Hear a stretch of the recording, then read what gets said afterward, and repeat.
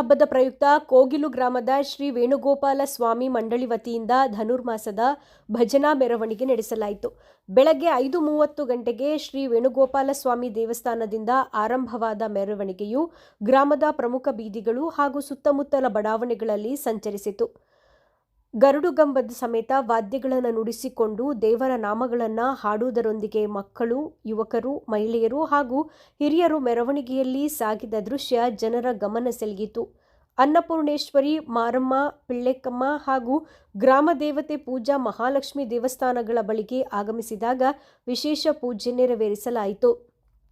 ನಂತರ 9:30 ಗಂಟೆಗೆ ವೇಣುಗೋಪಾಲ ಸ್ವಾಮಿ ದೇವಸ್ಥಾನದ ಬಳಿಗೆ ಆಗಮಿಸಿದಾಗ ಗೋಪೂಜೆ ನೆರವೇರಿಸಲಾಯಿತು.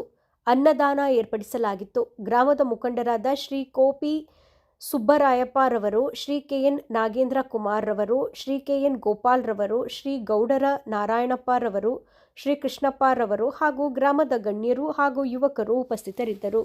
ವೈಕುಂಠ ಏಕಾದಶಿ ದಿವಸ ಪುಷ್ಯ ಮಾಸದಲ್ಲಿ ಪುಷ್ಯ ಶುದ್ಧ ಏಕಾದಶಿ ದಿನ ಆ ಸ್ವಾಮಿ ನಿದ್ದೆಯಿಂದ ಎದ್ದು ಬರ್ತಾರೆ. ಈ ವೈಕುಂಠ ಏಕಾದಶಿ ತುಂಬ ವಿಶೇಷ. ಯಾಕೆ ಅಂತಂದರೆ ಶ್ರೀ ನಾರಾಯಣ 6 ತಿಂಗಳು ಮಲಗಿರ್ತಾರೆ, ಈ 6 ತಿಂಗಳು ಎದ್ದಿರ್ತಾರೆ. ನಾವೇನೇ ಅಂದ್ಕೊಂಡ್ರೂ ಕಾರ್ಯಸಿದ್ಧಿ ಆಗೋದು, ಶುಭ ಕಾರ್ಯಗಳಿಗೆ, ಮದುವೆ ಮುಂಚೆ, ಗೃಹಪ್ರವೇಶಗಳ ಉತ್ತರಾಯಣ ಪುಣ್ಯಕಾಲ ಯಾಕೆ ಪ್ರಾಮುಖ್ಯತೆ ಅಂತಂದರೆ ಉತ್ತರಾಯಣ ಕಾಲದಲ್ಲಿ ಶ್ರೀಮನ್ ನಾರಾಯಣ ಎದ್ದಿರ್ತಾರೆ. ಹಾಗಾಗಿ ಇದಕ್ಕೆ ತುಂಬ ಪ್ರಾಮುಖ್ಯತೆ ಕೊಡ್ತೀವಿ. ಎಲ್ಲ ಶುಭ ಕಾರ್ಯಗಳು ಈಗಲೇ ಮಾಡೋದು. ಈ ದಿನ ಮಕರ ಸಂಕ್ರಾಂತಿ ದಿವಸ ಧನು ರಾಶಿಯಿಂದ ರವಿ ಮಕರ ರಾಶಿಗೆ ಬಂದ ತಕ್ಷಣವೇ ಸೂರ್ಯನಿಗೆ ಬಲ ಬರ್ತಾರೆ, ರವಿಗೆ ಬಲ ಬರುತ್ತೆ. ನಾವೇನೇ ಅಂದ್ಕೊಂಡ್ರೂ ಕಾರ್ಯಸಿದ್ಧಿ ಆಗುತ್ತೆ, ಯಶಸ್ವಿ ಆಗ್ತೀವಿ, ಆರೋಗ್ಯ ಸುಭಿಕ್ಷ ಎಲ್ಲ ಚೆನ್ನಾಗಿ ನಡೆಯುತ್ತೆ. ಹಾಗಾಗಿ ಉತ್ತರಾಯಣ ಪುಣ್ಯಕಾಲಕ್ಕೆ ಬಲ ವಿಶೇಷ. ಮರಣಕ್ಕೂ ಅಷ್ಟೇ. ಉತ್ತರಾಯಣದಲ್ಲಿ ಮರಣ ಆಯಿತು ಅಂದರೆ ವೈಕುಂಠದಲ್ಲಿ ಭಾಗ ತೆಗೆದಿರ್ತಾರೆ. ಅದರಿಂದ ಭೀಷ್ಮ 3 ತಿಂಗಳ ಕಾಲ ಕ್ಷಯದಲ್ಲಿ ಮಲಗಿದ್ದ. ಕಾರಣ ಅಂತಂದರೆ ಉತ್ತರಾಯಣದಲ್ಲಿ ಕಾತ್ಕೊಂಡಿದ್ದ. ಉತ್ತರಾಯಣದಲ್ಲಿ ಸ್ವರ್ಗದ ಭಾಗ ತೆಗೆದಿರ್ತಾರೆ, ದಕ್ಷಿಣದಲ್ಲಿ ಪ್ರಾಣ ಬಿಡಬಾರ್ದು ಅಂತ. ಅದರಿಂದ ಯಾರೇ ಮರಣ ಆಗಬೇಕು ಅಂತಂದ್ರೆ ಉತ್ತರಾಯಣಕ್ಕೆ ತುಂಬ ಪ್ರಶಸ್ತಿ ಕೊಡ್ತಾರೆ. ನನಗೆ ಉತ್ತರಾಯಣದಲ್ಲಿ ಮರಣ ಕೊಡುವಂಥ ದೇವರ ಹತ್ರ ಪ್ರಾರ್ಥನೆ ಮಾಡ್ಕೊಳ್ತಾರೆ. ಅದು ವಿಶೇಷವಾದಂಥ ಈ ಉತ್ತರಾಯಣ ಪುಣ್ಯಕಾಲ. ಈ ದಿನ ಉತ್ತರಾಯಣ ಹುಟ್ಟಿದೆ. ಇನ್ನು 6 ತಿಂಗಳ ಕಾಲ ಮಿಥುನ ರಾಶಿವರೆಗೂ ಜುಲೈ 14ನೇ ತಾರೀಕು ತನಕ ಉತ್ತರಾಯಣ ಪುಣ್ಯಕಾಲ ಇರುತ್ತೆ. ತಮ್ಮೆಲ್ಲರಿಗೂ ಆಯುರ್ವೇದ ಐಶ್ವರ್ಯ ಕೊಟ್ಟು ವೇಣುಗೋಪಾಲ ಸ್ವಾಮಿ ಭಜನಾ ಮಂಡಳಿಯವರು ಈ ಸುತ್ತಮುತ್ತಲ ಗ್ರಾಮಗಳಲ್ಲಿ ನಾನು ನೋಡಿದಂಗೆ 1 ತಿಂಗಳ ಕಾಲ ಸತತವಾಗಿ ಬೆಳಗಿನ ಜಾವ ಎಷ್ಟೇ ಚಳಿಯಲ್ಲಿ, ಗಾಳಿಯಲ್ಲಿ, ಮಳೆ ಇರಲಿ, ಭಕ್ತಿಯಿಂದ ಬೆಳಗಿನ ಜಾವ 4 ಗಂಟೆಗೆ ಎದ್ದು 5 ಗಂಟೆಗೆ ದೇವಸ್ಥಾನಕ್ಕೆ ಬಂದು ಈ ದೀಪವನ್ನು ತಗೊಂಬಂದು ಮನೆ ಮನೆಗೂ ನಮ್ಮ ಹಿಂದೂ ಧರ್ಮ ಉಳಿಸ್ಬೇಕು, ಹಿಂದೂನ ಉಳಿಸ್ಬೇಕು, ನಮ್ಮ ಹಿಂದೂಗಳು ನಮ್ಮ ಧರ್ಮ ಪಾಲನೆ ಮಾಡಬೇಕು ಅಂತ ಭಜನಾ ಮಂಡಳಿ ಅಂತ ದೇವಸ್ಮರಣೆ.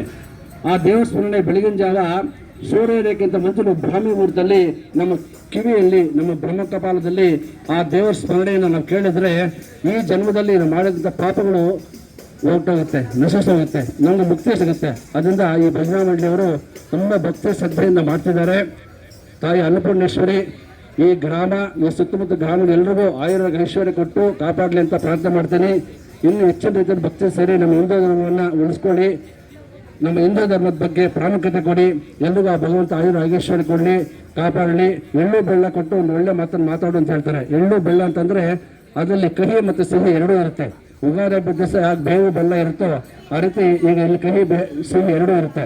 ಆ ಎರಡೂ ತಿಂದು ನಾವು ಒಳ್ಳೆ ಮಾತನ್ನು, ಒಳ್ಳೆಯದನ್ನು ಆರಿಸಿದ್ರೆ ಆ ಬೆಲ್ಲ ಎಷ್ಟು ರುಚಿಯಾಗಿರುತ್ತೋ ನಮ್ಮ ಸಂಸಾರ, ನಮ್ಮ ಸುಖ ಅಷ್ಟೇ ಇರುತ್ತೆ. ಹಾಗಾಗಿ ಎಲ್ರಿಗೂ ಒಂದು ವಿಶೇಷತೆ ಮಾಡ್ತಾರೆ, ಎಲ್ಲರೂ ಒಂದು ಅಭಿನಂದನೆ ಸಲ್ಲಿಸ್ತಾರೆ. ವರ್ಷಪೂರ್ತಿ ಒಳ್ಳೆಯದಾಗಲಿ ಅಂತ ಅಭಿನಂದನೆ ಸಲ್ಲಿಸ್ತಾರೆ. ಆ ಅಭಿನಂದನೆ ನಮಗೆ ಚಿರಾಯು, ಅಭಿನಂದನೆ ನಮಗೆ ಅದು ನಮ್ಮನ್ನು ಕಾಪಾಡುತ್ತೆ. ಹಾಗಾಗಿ ಎಲ್ರಿಗೂ ಭಕ್ತರಿಗೆಲ್ಲರೂ ಆಯುರ್ವೇದ ಕೊಟ್ಟು ತಾಯಿ ಕಾಪಾಡಲಿ ಅಂತ ನಾವು ಒಂದು 2 ಮಾತನ್ನು ಮಾತಾಡೋಕ್ಕೆ ಅವಕಾಶ ಕೊಟ್ಟಿದ್ದಕ್ಕೆ ಇನ್ನೂ ಹೆಚ್ಚಿನ ರೀತಿಯಲ್ಲಿ ವರ್ಷ ಇನ್ನೂ ಹೆಚ್ಚಿನ ರೀತಿಯಲ್ಲಿ ಸೇರಿ ಬೆಳಗ್ಗೆ ಮೊನ್ನೆ ನೋಡಿದೆ, ಹೋದ ವರ್ಷ 1ನೇ ತಾರೀಕಿಂದ ಸ್ಟಾರ್ಟ್ ಮಾಡಿದ್ರು. 15 ದಿವಸ ತುಂಬ ಚಳಿ ಇದೆ ಅಂತ ಬಿಟ್ಟು ಕಾರಣದಿಂದ 15 ದಿವಸ ಭಜನೆ ಮಾಡಿದ್ರು. ಈ ವರ್ಷ ಧನುರ್ಮಾಸ ಯಾವತ್ತು ಪ್ರಾರಂಭ ಆಯಿತು ಆವತ್ತಿಂದನೇ ಸ್ಟಾರ್ಟ್ ಆಯಿತು. ಸತತವಾಗಿ 1 ತಿಂಗಳ ಕಾಲ ಈ ಸಲ 30 ದಿನ ಕಂಟಿನ್ಯೂಸ್ ಆಗಿ ಮಾಡಿದ್ದಾರೆ. ಎಲ್ಲ ಭಕ್ತರಿಗೂ ಆಯುರ್ವೇದ ಐಶ್ವರ್ಯ ಕೊಟ್ಟು ಕಾಪಾಡಲಿ ಅಂತ ಇನ್ನೂ ಹೆಚ್ಚಿನ ಭಕ್ತರು ಸೇರಿ ಅಭಿವೃದ್ಧಿಯಾಗಿ ಈ ಗ್ರಾಮ, ಈ ಯಲಹಂಕ, ಈ ಉತ್ತರ ತಾಲೂಕಿನಲ್ಲೇ ಒಂದು ಒಳ್ಳೆ ಗ್ರಾಮ ಆಗಿ ಯಶಸ್ವಿ ನಡೆದು ಬರಲಿ ಅಂತ ನಾನು ಅಭಿನಂದನೆ ಸಲ್ಲಿಸ್ತೀನಿ. ಧನ್ಯವಾದಗಳು. ಮುಂದುವರ್ಸ್ಕೊಂಡು ಬಂದಿದ್ದೀವಿ. ಮುಂದಿನ ಪೀಳಿಗೆ ಮುಂದುವರ್ಸ್ಕೊಂಡು ಹೋಗ್ಬೇಕು. ಈ ಸಂಸ್ಕಾರ ಹಾಗೆ ಉಳಿಬೇಕು. ಹಿಂದೂ ಧರ್ಮ ಏನು ಸಂಸ್ಕಾರ ಪಾಲಿಸ್ಬೇಕಲ್ಲ ಪಾಲಿಸಲಿ ಅಂತ ಹೇಳ್ತಾ ಸ್ವಾಮಿಗಳು ಈಗ ತಾವು ಹೇಳಿದ್ರು ಸುಮಾರು 1 ತಿಂಗಳ ಕಾಲ ಇಲ್ಲಿ ಚಳಿಯಲ್ಲಿ ಬಂದು ಭಜನೆ ನೋಡ್ತಾ ಇದ್ದಾರೆ, ಮನೆಗೆ ಗರುಡಗನ್ನ ಮುಚ್ಕೊಂಡು ಹೋಗಿ ಅಂತ. ಅದೇ ನಮಗೊಂದು ಸೌಭಾಗ್ಯ ಏನಪ್ಪಾ ಅಂತಂದ್ರೆ, ನಮ್ಮ ದೇವಸ್ಥಾನದಲ್ಲಿ ಸಹ ಆ ತಾಯಿಯ ವಿವಿಧ ಅಲಂಕಾರಗಳನ್ನು ಪ್ರತಿನಿತ್ಯ ನೋಡ್ತಾ ಇದ್ವಿ. ಅವರಿಗೂ ಸಹ ನಮ್ಮ ಗ್ರಾಮದ ಪರವಾಗಿ ನಮ್ಮ ವೇಣುಗೋಪಾಲ ಭಜನಾ ಮಂಡಳಿಯ ಅವರ ಕಡೆಯಿಂದ ಸ್ವಾಮಿಗಳಿಗೆ ಮತ್ತು ಅವರ ಉಳಿದ ಎಲ್ಲ ದೇವಸ್ಥಾನದ ಎಲ್ಲ ಸಿಬ್ಬಂದಿಯವರಿಗೆ ತುಂಬ ಹೃದಯದ ನಮಸ್ಕಾರವನ್ನು ತಿಳಿಸಲು ಬಯಸ್ತೇವೆ. बोलो श्री रामचंद्र प्रभु की, सीता माता की जय, बोलो पवित्र हनुमान के, हिंदू धर्मान के, भगवत गीता के जय, बोलो गंगोपाल के जय, बोलो श्री वेणुगोपाल स्वामी के, वेणुगोपाल भजना मंडली जय, नमः पार्वती पतये, बोलो श्री रामचंद्र प्रभु के.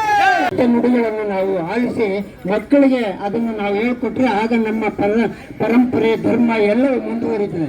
ಇದನ್ನು ನಾವೆಲ್ಲರೂ ಕೂಡ ಪಾಲನೆ ಮಾಡಬೇಕು. ನಮ್ಮ ಭಾಷಣ ಮಾಡ್ತಾ ಇದ್ರೆ ನಾವೆಲ್ಲ ಕುಣಿತಾ ಇದ್ರೆ ಐನೂರು ಅದು ಯಾರಿಗೂ ಏನು ಅರ್ಥ ಆಗಲ್ಲ. ದಯವಿಟ್ಟು ನಾನು ಭಕ್ತಾದಿಗಳನ್ನು ವಿನಂತಿಸ್ಕೊಳ್ಳೋದು ಇಷ್ಟ, ದಯವಿಟ್ಟು ಎಲ್ಲೇ ಯಾವುದೇ ಕಾರ್ಯಕ್ರಮಕ್ಕೆ ಹೋಗಿದ್ದೀವಿ ಅಲ್ಲಿ ಯಾರಾದರೂ ದೊಡ್ಡವರು ಏನಾದರೂ ಹೇಳಿದಾಗ ನಾವು ಅದನ್ನು ಅಂಶ ಕ್ಷೀರವನ್ನು ಪಾಲನೆ ಮಾಡಿ ವ್ಯರ್ಥವನ್ನು ತ್ಯಜಿಸಿದಂತೆ ನಾವೆಲ್ಲರೂ ಕೂಡ ಅವರು ಹೇಳಿದಂಥ ಕೆಲವು ಹಿತವಚನಗಳನ್ನು ಭಾಗಗಳನ್ನು ನಾವು ಅಳವಡಿಸಿಕೊಂಡ್ರೆ ನಮ್ಮ ಪರಂಪರೆ ಹೆಚ್ಚಿನ ರೀತಿಯಲ್ಲಿ ಇನ್ನೂ ಮುಂದುವರಿದಿಲ್ಲ ಅಂತ ಹೇಳ್ತೇನೆ ನಾನು ಭಾವಿಸ್ತಾ, ನಮ್ಮ ಎಲ್ಲ ಭಕ್ತಾದಿಗಳಿಗೂ ನಾನು ಇದೊಂದು ಪ್ರಾರ್ಥನೆಯನ್ನು ಸಲ್ಲಿಸ್ತೇನೆ. ಇನ್ನೂ ಕಾರ್ಯಕ್ರಮ ಇದೆ, ಮುಂದುವರಿಲಿ.